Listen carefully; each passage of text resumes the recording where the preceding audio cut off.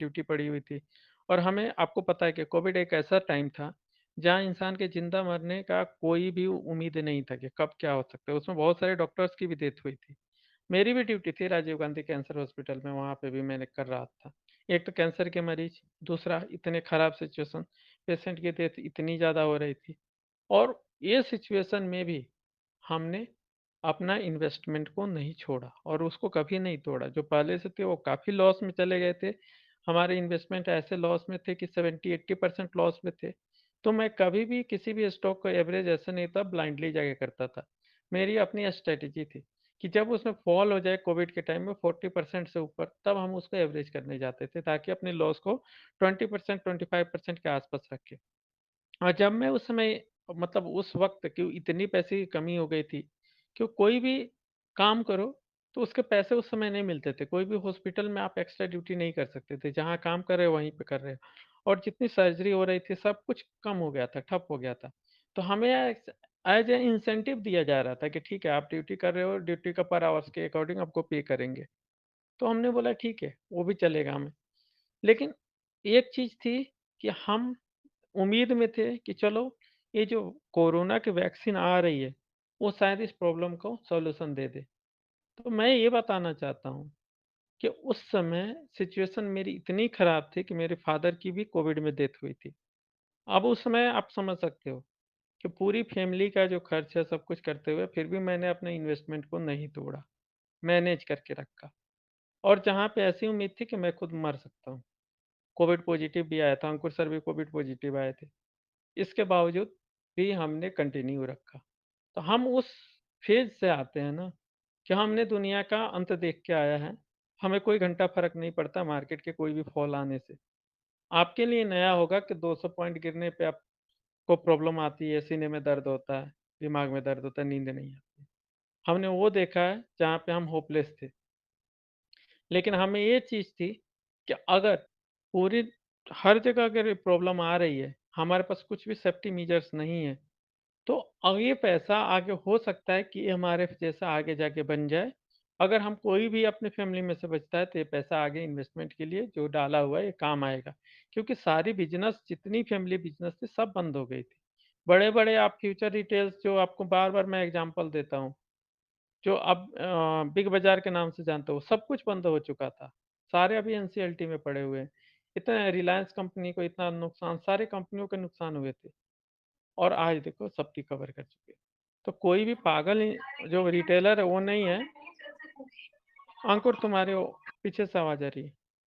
तो कोई भी ऐसा पागल मतलब रिटेलर नहीं बैठा है, जो आपको ऑल टाइम हाई मार्केट पे 50-60% डिस्काउंट पे देगा। अगर दे रहा है, तो वो कंपनी के बारे में जाके पता करो कि या तो उसमें सेबी का एक्शन हो रखा है, कंपनी या तो पहले से डेट में डूबी हुई है या एनसीएलटी में पड़ी हुई है या कुछ ऐसा बड़ा सिचुएशन है जिस वजह से आपका स्टॉक्स ऊपर नहीं जा रहा है। अगर मार्केट ऑल टाइम हाई है, आपका स्टॉक 50-60% डाउन है, मूवमेंट नहीं आ रही है, बिल्कुल भी उसमें कुछ नहीं हो रहा है, या तो प्रमोटर की गड़बड़ी चल रही है, प्रमोटर सेल कर रहा है जैसे स्टार सीमेंट में कर रहा है, या कोई और प्रॉब्लम हो सकता है। जो आपको नहीं पता है।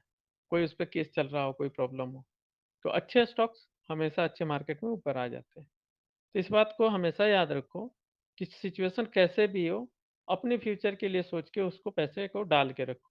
और मैंने उस समय आपको बताने में वो हो रही है कि मैंने 60, 70, 80 रुपीज़ का उसमें टाटा पावर, टाटा मोटर्स जितने था एसबीआई सब ले रखे थे। और जब वहाँ से मेरी नॉलेज उतनी भी ज़्यादा नहीं थी, लेकिन फिर भी बाकी लोगों से ज़्यादा थी। तो मैंने जब पैसे मेरे 5 टाइम्स के आस-पास हुए, तो मैंने उसमें से पैसे विथड्रॉ कर लिए।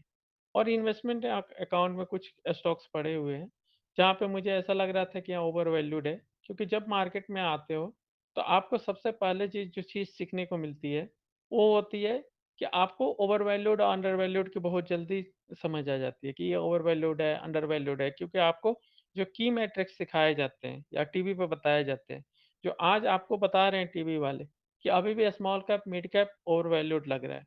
एक बात बताओ मुझे, ₹30 पे आरबीएनएल आपको ओवर वैल्यूड नहीं लग रहा था? उस समय क्या बोलते थे, ₹30 पे ओवर वैल्यूड है, आरबीएनएल में कोई बिज़नेस नहीं है। जब ये ₹100 पे गया, तो भी ओवर वैल्यूड उनको लगा। और उसके बाद जब 300 रुपया पे था तो सब कोई शांति से लेके बैठा था। किसको इतनी खुजली मची थी खरीदने की?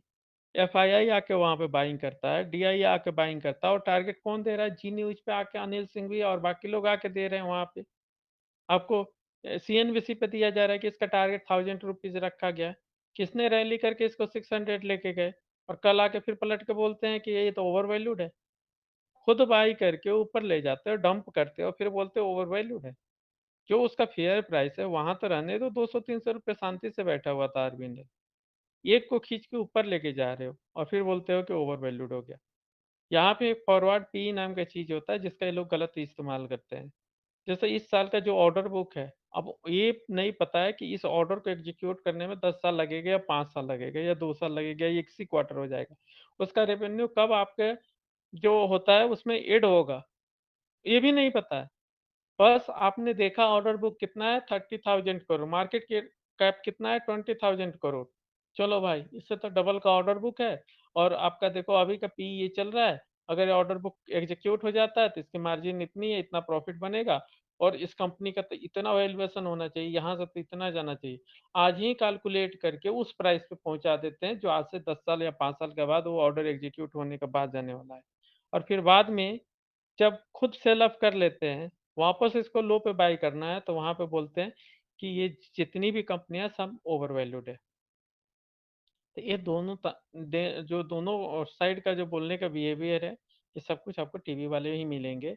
और आज देखो, अगर आपको पैनिक दिख रहा है, कहीं पे भी पैनिक दिख रहा है, ये सारा पैनिक हुआ मार्जिन पे ट्रेड करने वालों से। मैं बार बार ग्रुप में रिक्वेस्ट करते रहा हूँ कि मार्जिन पे ट्रेड मत करो। मार्जिन पे प्रॉब्लम क्या आएगी आपको, कि जैसे आपका मंथ पूरा होगा, जो आपका ब्रोकर है वो आपका मार्जिन का कॉल काटना शुरू कर देगा। और यही चीज हुआ है जापान के मार्केट में, यूएस के मार्केट में, इंडिया के मार्केट में। आज जो आपको पोजीशन कटी है, इसमें मैक्सिमम लोगों ने अपने मार्जिन कॉल की वजह से पोजीशन क्लोज की है। आज एफआईआई की तरफ से देखोगे, उन्होंने उतना ही बेचा और डीआईए ने उतना ही खरीदा। ऐसा नहीं है कि डीआई चाहे तो कल के बराबर भी खरीद सकता था, लेकिन क्यों नहीं खरीद रहा है? कभी सोच के देखो, क्यों नहीं खरीद रहा है? वो नहीं चाहता है कि रिटेलर मार्केट छोड़ के भागे, इसी वजह से बराबर की बाइंग कर रहा है। नहीं तो वो चाहे तो सेल भी कर सकता है, कर दे सेल, हमें कोई प्रॉब्लम नहीं है। लेकिन वो गलती दोबारा नहीं करेगा जो उसने 4 जून को की है। तो उसने भी सेल किया था, एफआईआई ने भी सेल किया था, दबा के रिटेलर ने बाई कर लिया था। अब दूसरी सिचुएशन आती है कि क्यों नहीं ज़्यादा बाई कर रहे हैं। वो नहीं चाहता है कि आप तुरंत के तुरंत मार्केट, जैसे कल आज गैप अप खुला था और तुरंत स्टॉक सारे ग्रीन हो गए। फिर जितने टीवी से लेके जितने ब्रोकरेज है सबने शॉर्ट्स किया। सारे जो भी टॉप गेनर थे सबको शॉर्ट कर दिया गया। निफ्टी 50 के या निफ्टी 100 के जितने भी टॉप गेनर थे सबको शॉर्ट कर दिया गया।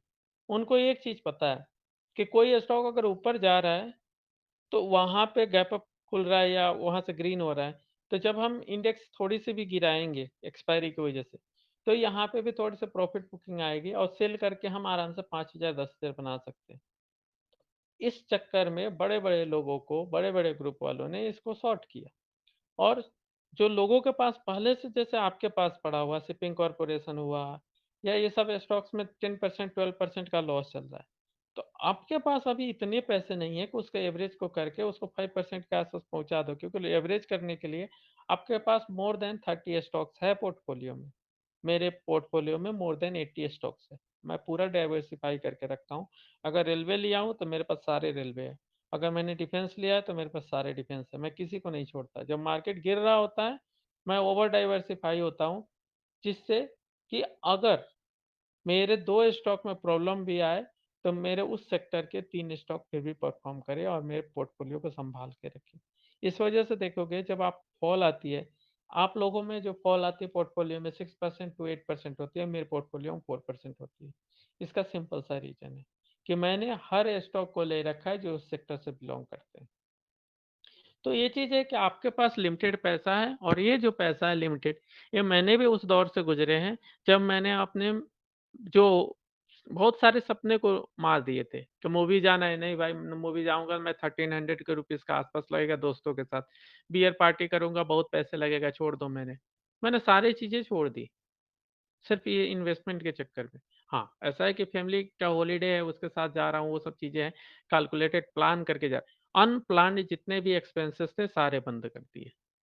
जो भी होता था ना कि मूड उठाओ चलो बुक करो यहाँ कैब चलते हैं घूमने, वो सब कुछ बंद कर दिया। मेरा अपना होता है शेड्यूल, सारे डिसिप्लिन। डिसिप्लिन ट्रेडर का मतलब होता है लाइफ में डिसिप्लिन, हर चीज का डिसिप्लिन आपको पता होना चाहिए एग्जैक्ट। आपको इतना पैसा आ रहा है कहाँ कहाँ, आपको जैसे म्यूचुअल फंड में एसआईपी करने के बाद म्यूचुअल फंड वाले आपके पैसे को डिस्ट्रीब्यूट करते हैं, वैसे आपको पैसे को डिस्ट्रीब्यूट करना, प्रायोरिटी पे जाना है।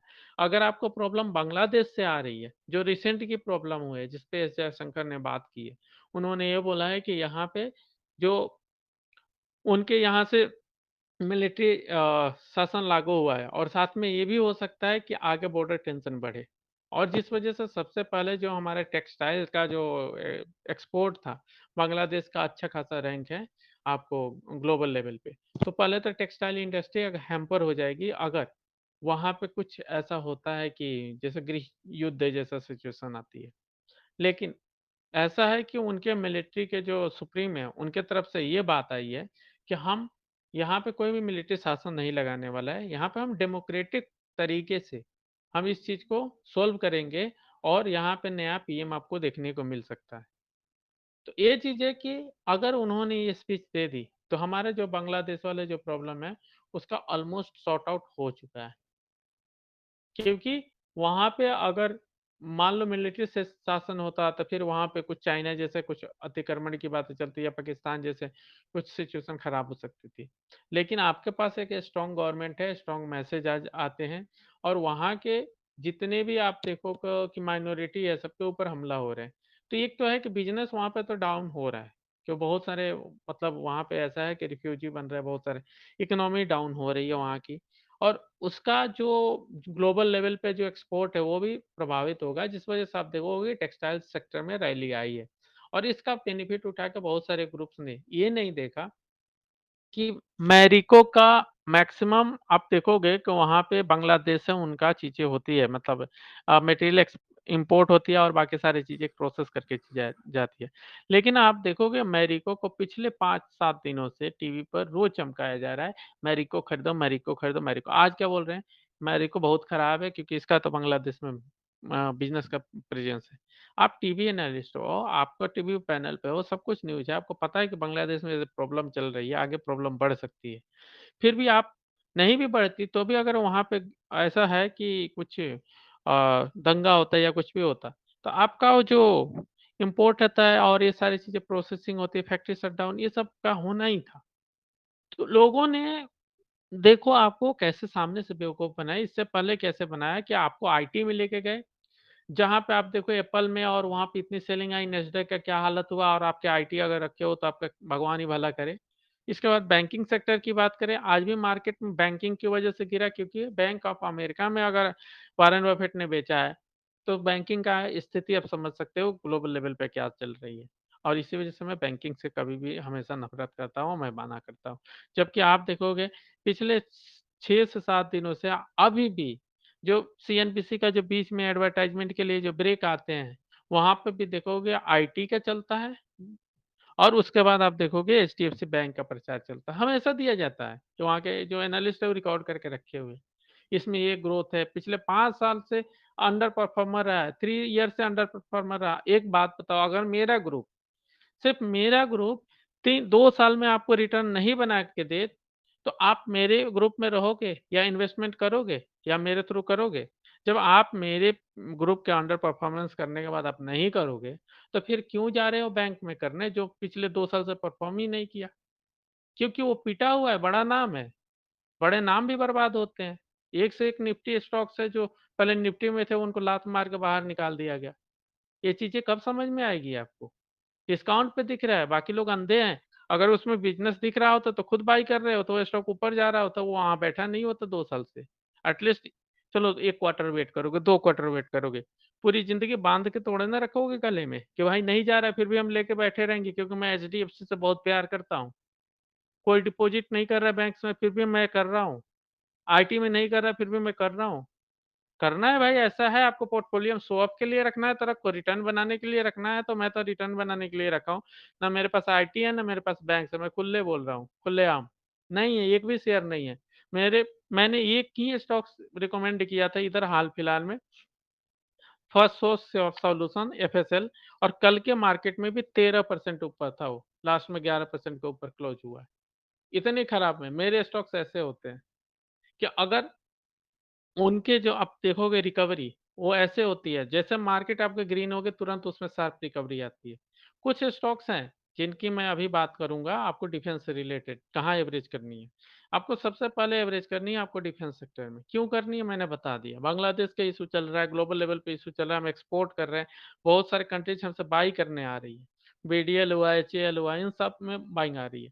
लेकिन इस चीज को सामने क्यों नहीं दिखाया जा रहा है। अगर हमारा बॉर्डर टेंशन बढ़ रहा है तो हमारे डिफेंस पे गवर्नमेंट इंसेंटिव देगी, बूस्ट अप देगी या नहीं देगी? आप सिंपल सा चीज़ सोच के देखो।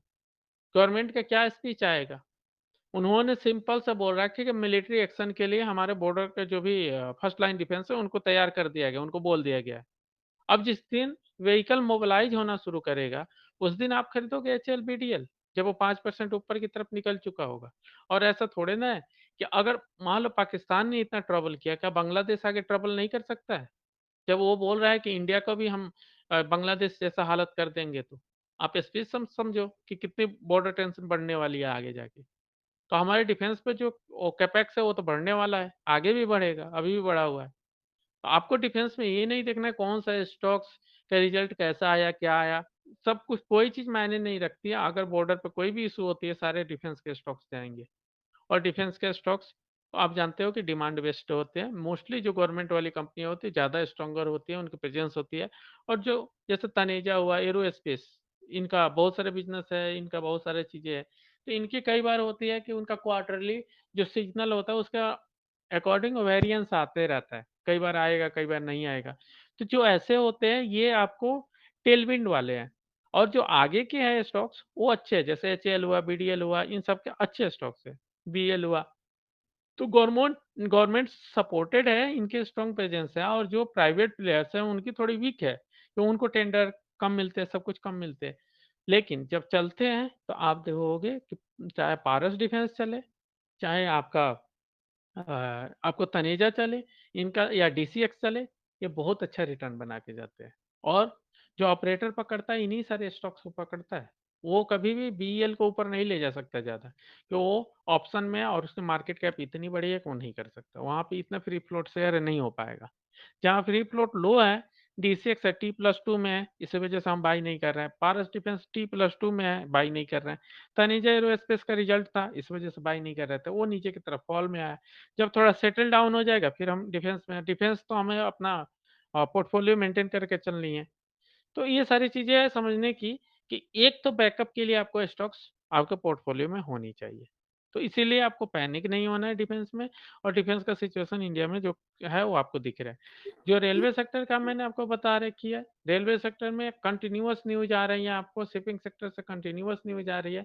लेकिन अगर कोई टीवी पे सिर्फ और सिर्फ बैंकिंग को पब्लिश कर रहा है, तो ये पॉसिबल ही नहीं है कि बाकी स्टॉक्स ऊपर जाए। और यहाँ पे जो मार्जिन कॉल की बात चल रही है, सिर्फ आपको जापान की बात नहीं है, यूएस वाले जो आर्मी लॉबी के, उन्होंने पैसा जापान से उठाया। और जापान से पैसा इसलिए उठाया कि वहाँ पे उनकी क्रेडिट अच्छी है।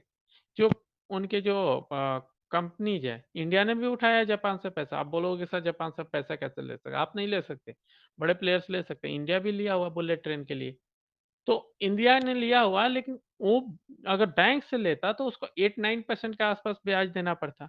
वहां से लिया है तो 0% के आसपास था। चलो अब बढ़ा भी दिया तो 0.25 का, अगर 0.25% के आसपास इंक्रीज हुआ, वो 1% से भी कम है, इससे क्या फर्क पड़ता है। लेकिन जिन लोगों ने मार्जिन पे लिया था वहां से, और मार्जिन पे पैसा लेके वीएस मार्केट में बार बार पंप कर रहे थे, रेट कट के चक्कर में बार बार डाल रहे थे पैसा, उनके लिए प्रॉब्लम हो गई थी। क्योंकि मार्जिन कॉल के लिए आने लगा उनके जो भी ब्रोकर्स है कि आप इसका पैसा भरो, मार्जिन अलाउ नहीं करेंगे।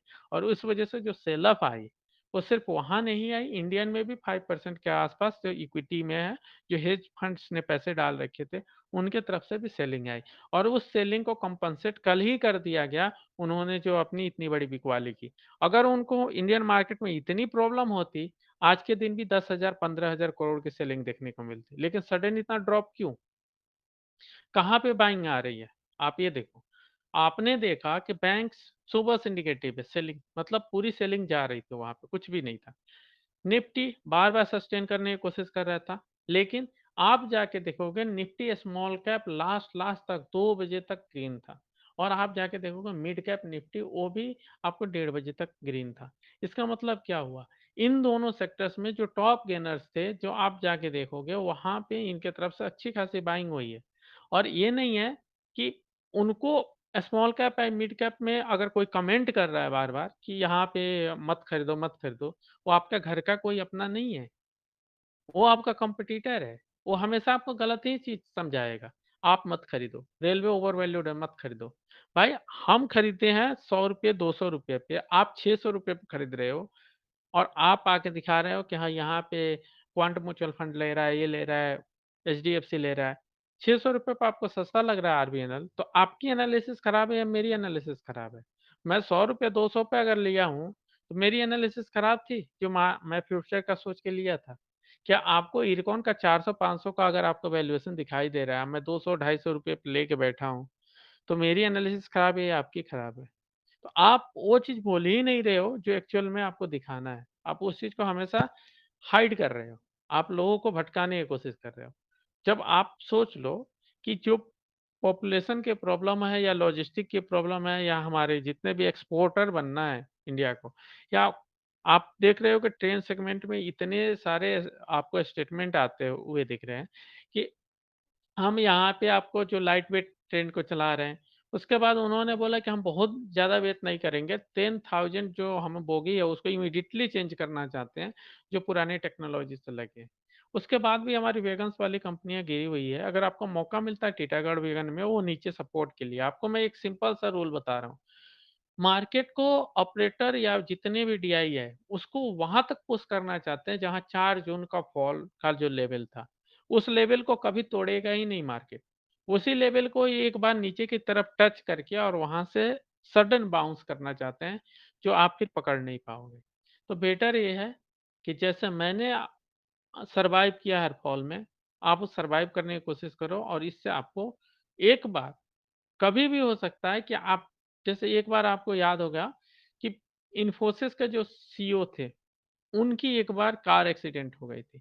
ऐसा बहुत बार होता है कि पटेल इंजीनियरिंग के एमडी की डेथ हो जाती है। किसी कंपनी का भी वो तो नेचुरल कॉज़ है, किसी दिन डेथ हो सकती है, आपको नहीं पता है।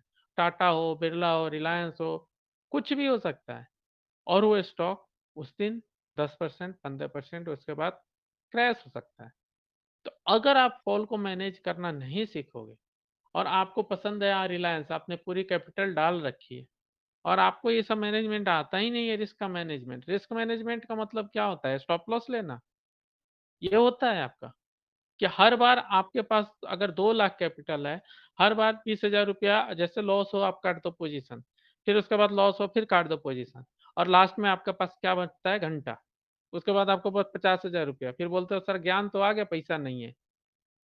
ये इसलिए हो रहा है कि आप में जो है ना रिस्क मैनेजमेंट का जो तरीका सिखाया गया है ना, जो ₹500 आपको ₹600 दे के सीखे हो या फ्री यूट्यूब पे सीखे हो, यही सब सिखाया गया है। रिस्क मैनेजमेंट का होता है प्रॉपर एवरेजिंग। अगर आपको फॉल आ रहा है, तो रेट्रो बाइंग होती है, अगर आपको राइड करना है, तो आप पिरामिडिंग करके चलो। मैंने बहुत बार एक्सप्लेन किया हुआ है। अगर किसी सिचुएशन में फँस जाओ, वहाँ से निकलने की तरकीब ढूँढो। एक सही न्यूज़ का वेट करो, जहाँ पे आप निकल सकते हो, एवरेज करो, वहाँ से आउट होने की कोशिश करो। पैनिक होने से आज तक नहीं हुआ है और पैनिक होने पे बहुत सारे स्टॉक्स आप जैसे मैंने भी बेचे हैं और मैंने अरविंद को जो अभी अरविंद देख रहे हो, इसको मैंने ₹120 पे बेचा था जो आज ₹300 पे चल रहा है। तब इसलिए कि वहाँ पे ग्लोबल रिसेशन थी और मैंने रिसेशन प्रेडिक्ट करके बोला था कि टेक्सटाइल की डिमांड नहीं बढ़ेगी। लेकिन इन्होंने आप जानते हो कि जब एफआईआई की पोज़ीशन बढ़ती है, स्टॉक को ऐसे ही पंप कर दिया जाता है। बिना किसी रीज़न का। आप देखो 6% 8% ऐसे पंप कर दिया जाता है, क्योंकि अच्छे स्टॉक्स हैं। डिस्पाइट ऑफ खराब रिज़ल्ट, जून क्वार्टर खराब रहे, कुछ भी खराब रहे, उसको पंप कर दिया जाता है। तो ये सारी चीज़ें मुझे बाद में समझ में आई, जब मैंने इन सब की हरकतें देखी। फिर मैंने बोला कि जो सीज़नल स्टॉक्स हैं, मैं दूरी बना लूँगा और जो ज़्यादा मुझे प्रोटेक्टेड स्टॉक्स लग रहे हैं, मैं वहाँ पे करूँगा। परसेंटेज मुझे उतना ही चाहिए, 5 से 10% के आसपास मुझे जो पोर्टफ़ोलियो पे चाहिए और मैं रिटर्न आपको दिखा रहा हूँ। हमारे जितने एडमिन्स हैं उनके अच्छे रिटर्न्स बने हैं और सिर्फ़ एडमिन्स के नहीं बने हैं। आप लोगों के भी आप प्रॉपर जो स्क्रीनशॉट था, जो जुलाई मंथ का था, वो भी बहुत अच्छे रहे हैं जून और जुलाई के।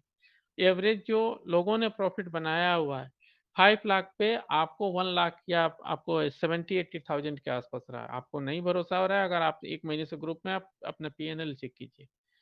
तो फिर मार्केट ने आपको अगर अपॉर्च्युनिटी दी थी, ज आपको 4 जून का फॉल, वहाँ पे जब लग रहा था कि यहाँ पे कोई और गवर्नमेंट आ जाएगी, सब कुछ खत्म हो गया, वहाँ से रिवाइव किए।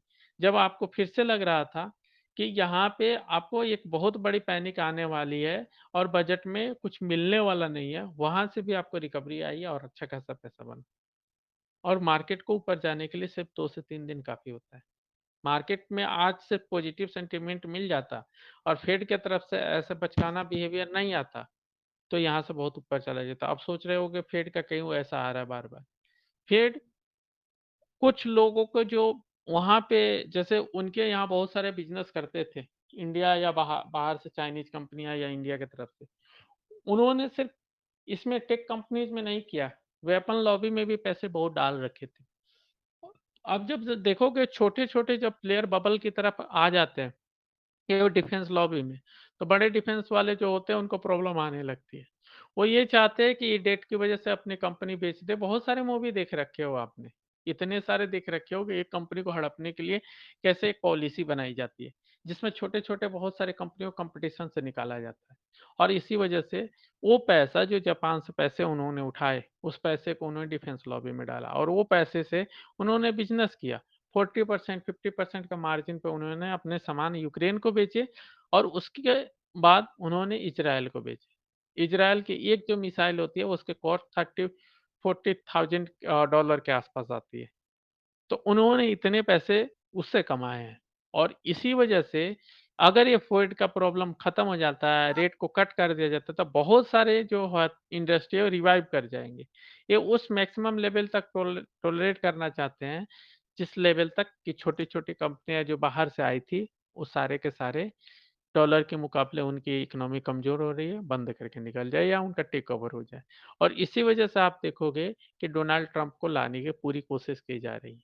जितना पॉलिटिकल ड्रामा हो रहा है, सब कुछ इसीलिए हो रहा है।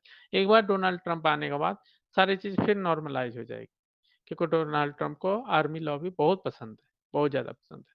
तो ऐसा बहुत बार आपने मूवी में देख रखा होगा, ये सब कुछ चलते रहेगी, ये हमारे लिए कोई प्रॉब्लम की बात नहीं है।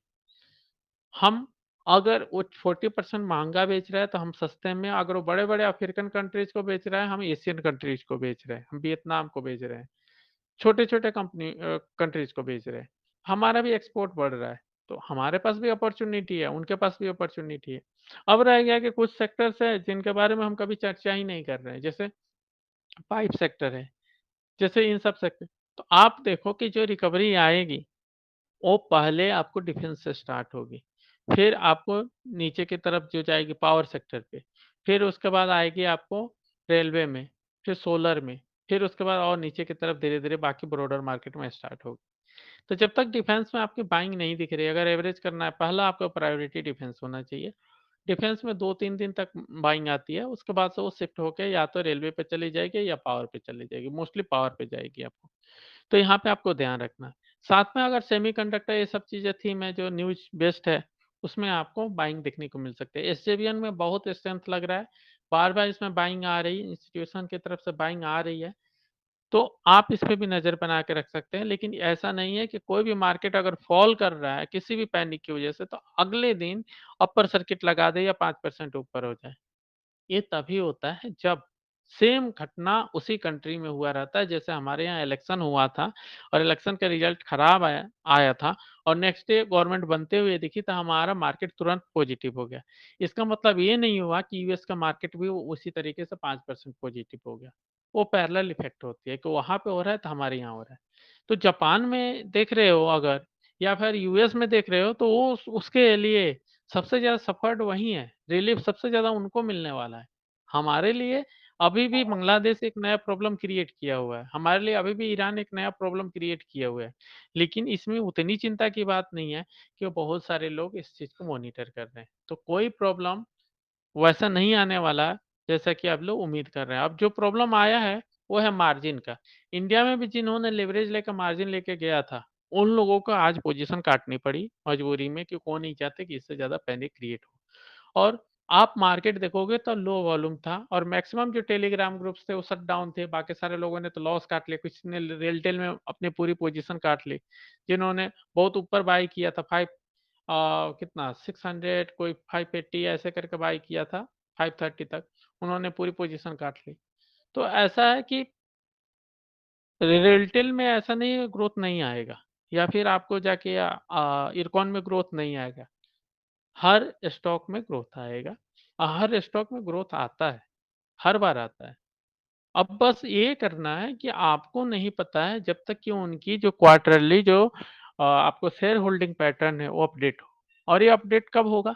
सितंबर में आपको आ जाएगा, सब कुछ क्लियर आ जाएगा, या अगस्त से आना शुरू हो जाता है। कई बार अगस्त में कंपनी अपडेट कर देती है, कई बार सितंबर में कर देती है। तो जो भी पैनिक है, वो है लो वॉल्यूम मार्केट की वजह से। पहला रिटेलर के पास पैसा नहीं है, आपको बोलूँगा एवरेज करने के लिए पैसे नहीं है।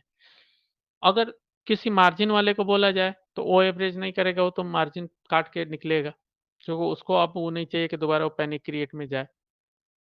इसके बाद आता है कि जो टीवी एनालिस्ट है, बाकी लोग हैं, उन्होंने भी यही काम किया कि अपना जो पोजीशन है उसको वापस एवरेज करने के लिए, बाय करने के लिए बोला, और उन्होंने बोला कि हम बाय कर रहे हैं। आपको याद ना हो तो आप जाके देख लो, जो मैंने ट्विटर पे बहुत सारे वीडियोज़ डाल रखे हैं, उसमें बहुत सारे एनालिस्ट का बात आया है कि वो पर्सनल इस अपॉर्च्युनिटी को मिस नहीं करना चाहते हैं, जिसमें उन्होंने 10% की तो बाइंग कल की थी। आज भी उन्होंने एग्रेसिव बाइंग की है। लेकिन ये चीज़ को वो आपको ओपनली बताना नहीं चाहते। हर कोई चाहता है कि पहले खुद बाय कर ले, फिर उसका ढोल पीटे। तो आप समझो कि आपको करना क्या है। पहली बात, आपकी जितनी भी पोर्टफोलियो उसमें 70% पीएसयू है, जिसमें गवर्नमेंट का कंटीन्यूअस बूस्टअप बना हुआ है, और कंपनियाँ डूब नहीं सकती है। ऐसा नहीं कि बैंक है जो डूब गया आपका, या आईटी है डूब गया। गवर्नमेंट कंपनी है, वहाँ पे बूस्टअप आया है, कोई कंगाली नहीं आने वाली, कंपनी बची रहेगी, कंपनी में ग्रोथ आएगी। पूरी मार्केट में आ रही ग्रोथ, वहाँ पे भी ग्रोथ आएगी। दूसरी, कि जो सबसे सेफेस्ट सेक्टर वो देखा जाए, अगर अपॉर्च्युनिटी के हिसाब से जिसको पैसे दिए गए हैं, बाकी इंडस्ट्री को नहीं पता है कि कितना पैसा मिला हुआ। आप किसी एबीसीडी कंपनी का नाम उठा के देखो, तो उसको कितना उसके पास फंड है, कितना है, वो नहीं पता है। लेकिन इन सारी कंपनियों जो पीएसयू है, इनको अभी-अभी बजट का पैसा मिला हुआ है, और फिर 6 मंथ के बाद फिर से बजट का पैसा मिलने वाला है। तो यहाँ पे अपॉर्च्युनिटी ज़्यादा है कि उस पैसे का इस्तेमाल भी होना शुरू हो गया है। तो ग्रोथ यहाँ दिख रही है। एफआईआई के क्या प्रॉब्लम है, उन्होंने पैसा चाइना में भी डाला था, और चाइना में भी उनके पैसे डूबे। जापान में पैसे डाला था, जापान में हेज फंड में डाला था, मार्जिन कॉल की वजह से जब उन्होंने पैसा 0 इंटरेस्ट पे लिया, और जब वहाँ पे इंटरेस्ट बढ़ा दिया गया और उन्होंने लेवरेज कर रखा था, पोजीशन काटी, उसके बाद पैनिक आया। आज देखो कोई पैनिक नहीं, क्योंकि सारा मार्जिन कॉल कल ही पूरा हो गए। ऑलमोस्ट पूरा हो चुके हैं। तो आज कोई पैनिक नहीं है। ग्लोबल लेवल पर देखोगे, यूएस मार्केट में भी उनका 30% का हिस्सेदारी है, यूएस मार्केट में इन्वेस्ट करते हैं। वहाँ पे भी अब कोई पैनिक नहीं दिखाई दे रहा है। और इंडियन मार्केट में भी क्रॉस सेलिंग हुई थी, क्योंकि यहाँ भी 5% के आसपास जो उन्होंने इन्वेस्ट कर रखा था, वो मार्जिन पे, तो वहाँ से भी पैसे जा चुके हैं। तो जो मैटर है वो सॉल्व हो चुका है। अब मैटर जो अभी हमारे पास जो बचा हुआ है, वो ये है कि नया क्या आरबीआई की पॉलिसी में आती है, जो मीटिंग चलने वाली है। अगर आरबीआई हमें कुछ बताता है, हम रेट कट करेंगे, या इन्फ्लेशन कंट्रोल में है, या हम इसको नॉर्मलाइज कर सकते हैं आने वाले टाइम में, तो ये हमारे लिए बहुत रिलीफ की बात हो सकती है, क्योंकि हम जैसे यूके जा चुका है, वैसे आरबीआई भी जा जा सकता है। लेकिन मुझे नहीं लगता है कि आरबीआई भी रेट कट करने के चक्कर में है, क्योंकि इससे जो लिक्विडिटी और बढ़ेगा, और भी पैसे स्टॉक मार्केट में आने के चांसेस हैं। तो ऐसा है कि ये मैटर यहीं पे रुक जाएगा। कोई कट की अभी यहाँ तक उम्मीद नहीं है इंडिया में, जब तक कि यूएस में कट नहीं हो जाता, और यूएस में कट तब की जाएगी जब इलेक्शन एकदम सर के ऊपर होगा। अभी टाइम है इलेक्शन में, तो जब इलेक्शन काफ़ी करीब होगा, तो एक रिलीफ दिया जाएगा, और ऐसा बोला जाएगा कि आने वाले समय में आपका जो होता है वो बेटर हो जाए। लेकिन मुझे अभी भी जो सिचुएशन जो थोड़ी-सी चिंता की है, वो ईरान और इज़राइल की। अगर करना है तो एक ही दिन में हमला करे, अगर उसको बम गिराना है तो हमारे पोर्टफ़ोलियो पे एक दिन में गिरा दे, हमें कोई दिक्कत नहीं है। 2000 पॉइंट गिराए, 4000 पॉइंट गिराए, हम रिकवरी कर लेंगे, हमें कोई तकलीफ नहीं है। जो फॉल होगा 1 दिन का होगा। हर रोज़ धमकी दे के छोटे-छोटे फॉल करा रहा है, तो यहाँ पे जो रिटेलर का पैसा है वो एवरेजिंग के चक्कर में वो फँसते जा रहा है और धीरे-धीरे सारे के सारे कैश क्रंच से गुज़रेंगे कि ल लोगों के पास पैसे नहीं होंगे, अपॉर्च्युनिटियाँ तो बहुत होगी, पैसे नहीं होंगे। तो ये वक़्त का इंतज़ार करता है एफआई, उसे लगता है कि ये वक़्त आ सकता है, इसी वजह से उनके तरफ से कोई एग्रेसिव बाइंग नहीं दिखेगी, ना एग्रेसिव सेलिंग इसलिए नहीं दिख रहा है कि वहाँ पे कोई भी अब उनको मार्जिन पूरा नहीं करना है। जो था 1 दिन में उन्होंने मार्जिन कॉल को पूरा कर दिया है। तो आप देखोगे जो हेज फंड्स हैं, उनके मैक्सिमम जो रिटर्न है, जो मतलब मैक्सिमम हेज फंड्स हैं, उनके रिटर्न नेगेटिव में है। वो तब से हो रहे हैं कि पिछले 3 सालों से उनको जो भी पैसा उनमें डाला जाता है, सारे के सारे नेगेटिव रिटर्न दे रहे हैं। रीज़न है कि किसी को भी इंडियन की मार्केट पसंद ही नहीं आ रही है। अब इसका भी वजह है कि इंडिया के जो जो लोग हैं, उनके यहाँ काम करते हैं बहुत सारे, जो इंडियन उनका फ्रेंचाइज़ी में, उनकी तरफ से गलत इनपुट दिया जाता है कि आज से 2 साल पहले, 4 साल पहले टाटा मोटर्स 100 का मिल रहा था, अभी 900, 800 का मिल रहा है। तो ये तो ओवर वैल्यूड है, टाटा मोटर्स में क्यों पैसा डालोगे? ये नहीं देख रहे हैं कि टाटा मोटर्स का तब क्या सिचुएशन था, अभी कहाँ पे वो आगे खड़ा है। तब उस समय कोविड की वजह से गिरा था, जब उसके बिज़नेस बंद होने वाली थी, इस वजह से ₹100 पे था। आज उसका बिज़नेस इतना ग्रोथ में है, इस वजह से आज इतना अप ऊपर आ चुका है। तो लोगों को सिर्फ टाइम दिखता है, इवेंट किस दौर से गुजरा है, या आप देखते हो कि कोविड के समय ₹100 में मिलता था, आज इतने में। कोविड के टाइम में आप जिंदा रहते या नहीं रहते, इसका भी कोई गारंटी नहीं था। इससे पहले भी रसिया इसका आपको यूक्रेन का जब इतने बड़े बड़े वहां पे बम फेंके जा रहे थे, तब आपको नहीं पता था कि वर्ल्ड वार आएगी और आपका क्या होने वाला है। उस समय भी आपका पोर्टफोलियो में इसी वजह से सस्ता आया था। तो मार्केट में कभी ये मत सोच के चलो कि मार्केट आपको थाली पे सजा के देगा, कि हाँ भैया मैं दे रहा हूँ, अब हमारा मार्केट ऑल टाइम हाई पे है बुल रन में, अब मैं तुझे डिस्काउंटेड दे रहा हूँ। अगर ऐसा सोच के आ रहे हो मार्केट में, तो आपसे बड़ा बेवकूफ़ कोई नहीं है। मार्केट में हमेशा वॉरेन बफेट ने बोला है, या आपको राकेश झुनझुनवाला के स्टेटमेंट खोल खोल के देख लो। जब भी मार्केट में पैनिक आए उन्होंने बाय किया है, आज तक। और अभी जो सेल ऑफ आई है, उनका सिंपल सा रीज़न था कि वॉरेन बफेट वो नहीं चाहते थे कि जो यहाँ पे फेड की तरफ से बार-बार जो स्पीच आ रहा है कि ठीक है हम रेट कट करेंगे, जब आती है तो बात से पलट जाते हैं। तो उनको ये नहीं पता है कि आगे के आने वाले जो इलेक्शन में है उसमें गवर्नमेंट क्या आएगी, उनकी क्या पॉलिसीज़ रहेगी। जिस वजह से और जो टेक कंपनीज़ हैं, उनको एप्पल में देखोगे उनके सेल्स के ऊपर भी खतरा आ रहा है, उसकी रिपोर्ट अभी निकल के आएगी। और जो लोन्स दिए गए हैं यूएस में, उसकी ईएमआई नहीं आ रही है, और जो जितने बैंक्स हैं सबको बचाने का काम कौन करता है? Bank of America. और जितने वहाँ फेडरल रिज़र्व के हैं पैसे, ये डाले जाते हैं गवर्नमेंट की तरफ से। इसी वजह से यही 2 स्टॉक्स में सेलिंग आई है। आप देखो तो उन्होंने ना निविडा में अपना बेचा है, ना माइक्रोसॉफ्ट में बेचा है, ना कोई और टेक कंपनीज़ में बेचा है। सिर्फ़ 2 स्टॉक्स में बेचा है, रीज़न कि अगर आपके पास पैसा ही नहीं है, औकात नहीं है खरीदने का, आईफ़ोन क्या खरीदोगे? और उनको कुछ उसमें सीरियस प्रॉब्लम दिख रही है, जिस वजह से उन्होंने पैसा बेचा। और ऐसा नहीं 100% उन्होंने स्टेक बेचा है। उन्हें नए अपॉर्च्युनिटी के लिए उन्होंने ऐसा किया और आज नहीं बेचा है। जब क्वार्टरली जब अपडेट आया था, तब उन्होंने पहले ही बेच चुके हैं। जून क्वार्टर में उन्होंने बेचा है, ना कि आज जाके जुलाई में बेचा है। इस बात को लोगों ने गलत इंटरप्रेट किया हुआ है कि जुलाई में आके बेचे। उन्होंने जून क्वार्टर में जब अपडेट आया है, तो जून क्वार्टर में बेचा हुआ है शेयर होल्डिंग। तो आप समझो कि उसका कितना डिलेड इफ़ेक्ट आया हुआ है। अगर बेचना होता तो सारा क्वांटिटी बेच चुके होते। तो इतना मेरे साइड से यही है कि आप जो भी है सोच समझ के करें। मार्केट को अगर आप सट्टा बाज़ार बना रहे हैं या मार्केट को अपना घर चलाने के ज़रिया बना रहे हैं, तो बिल्कुल पॉसिबल नहीं है।